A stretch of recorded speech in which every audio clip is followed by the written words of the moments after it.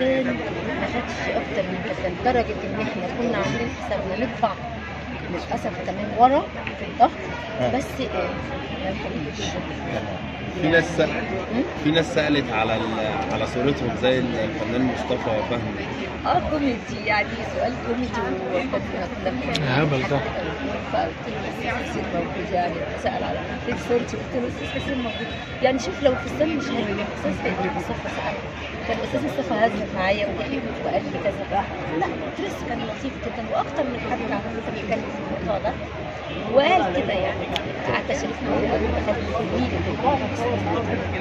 اشتغلنا برضه مع بعض كتير، فعملت وظيفه اكتر معانا.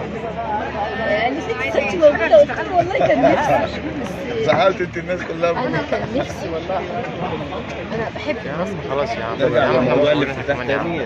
شفنا شفنا اروى تدخلت في اروى تدخلت فعلا، وانا بشكرها. ويعني بتقول لا الفنانه لازم تدخل، فانا ام سوري يعني عايزه انفيتيشن. فطبعا قلت لها لا خلاص مفيش مشكله. انا بشكرها طبعا انها دخلت، حاولت تحل المشكله. ميرسي جدا.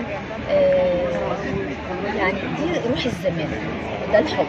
انما فعلا حل مشكله اداره المهرجان لما بعض المسؤولين كذا كذا كذا قالوا. طب تعليق الفنان حسين فهمي على اللي حصل لما عرف؟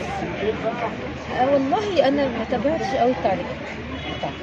يعني ما حصلش حتى منكم نقاشات كده؟ لا انا ما شفتوش، انا شفت بس يوم الحفله وسلمت عليه صورتك اهي وقالت لي انت عاوزنا ايه بس. يعني كانت داخل الحفله وكانت يعني. وبما اننا اتكلمنا عن اروى بقى، فايه رايك في الملايه اللف؟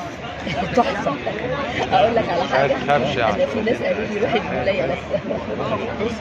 انا في ناس قالوا لي روحي الملايه لف. لا والله. لا قالوا لي مبهدلين رؤيا زي القمر فيها. قلت لهم لا انا عامله حاجه ثانيه، بس ما عملتهاش عشان لازم يبقى في اختلاف. يعني هما كانوا اتنين ملايه لف. انا عجبتني اربع بصراحه. طب مين اللي ما عجبكيش؟ لا بقى اللي عايز تقول يبقى انا بص اللي ما عجبنيش اقول لك على كده. ما بحبش الفساتين اللي فيها اثار، الفساتين المثيره قوي من غير اسامي مش بحبها. يعني ده اللي استاذ حسين قال عليه دريس مسكوت، ان انا ابقى لابسه فستان يليق بالمهرجان ولكن مش مثير. انا فستاني مهرجان سينما، حط عليه نجوم سينما، ماليش بمهرجان ازاي؟ ده مهرجان سينما بس. لكن انا مش بحب الفسات المثيره اللي هي مثيره مش عايزه كلمه. كم الفستان كان مثير واستفزك؟ يعني في مجموعه استفزتني، ولكن في نيلي كريم السنه كانت تحفه.